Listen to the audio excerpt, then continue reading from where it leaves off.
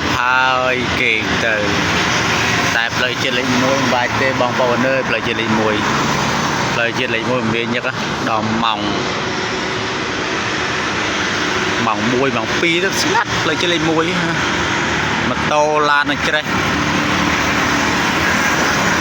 បងប្អូន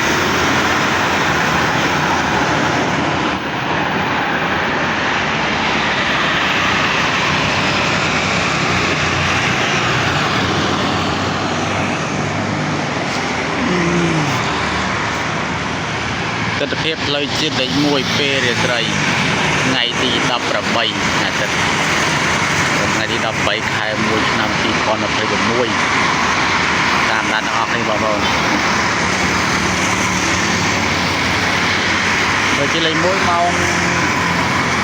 10ចាប់ពីម៉ោង10ដល់ម៉ោង3ម៉ោង